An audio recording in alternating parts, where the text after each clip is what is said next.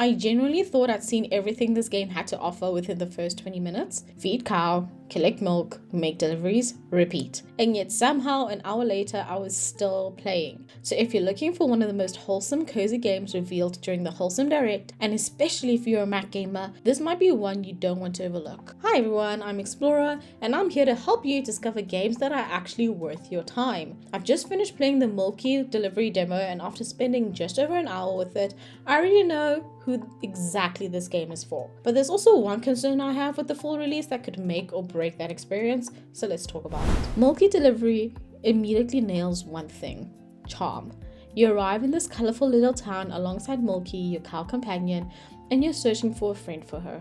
It's adorable from the very beginning, and the first hour is mostly tutorial and setup, introducing the characters, the world, and the systems you'll be using throughout the game. And honestly, I wasn't expecting much depth after that introduction. The core gameplay loop is incredibly simple. You feed Milky, you collect milk, deliver orders, and complete requests from townsfolk. You gather resources and you use those to upgrade your bike, your home, and your barn. And then you do it again the next day. And on paper, that sounds very repetitive, because it is. And here's what surprised me: the satisfaction doesn't come from complexity, it comes from efficiency. I found myself planning routes, trying to squeeze in one extra delivery, figuring out the fastest way across town, and optimizing my day just a little bit better than before. It's simple, but it's weirdly satisfying.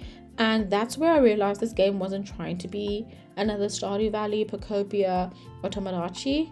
It's trying to be something a little bit more approachable. This feels like one of the most beginner-friendly, cozy management games I've played in a while. There's very little pressure, there's no complicated crafting systems, no overwhelming skill trees, no survival mechanics constantly getting in your way. Instead, it focuses on creating a relaxing daily routine.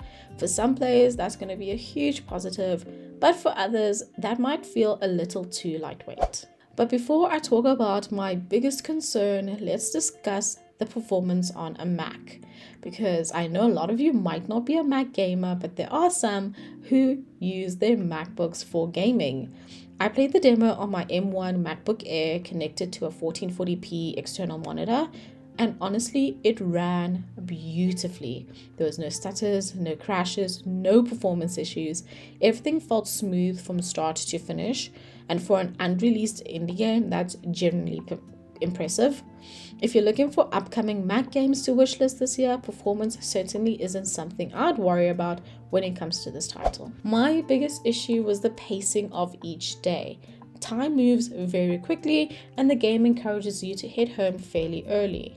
I often felt like I was only getting into the rhythm of it before the day was over, and more than once I found myself thinking, is that it? I just wanted a little bit more time to explore, gather resources, and complete deliveries.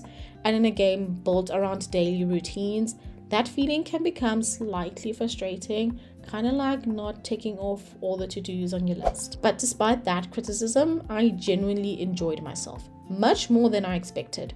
The characters have personality, the world feels warm and inviting, the upgrades give you meaningful goals, and even though the gameplay loop remains simple throughout the demo, I never felt bored.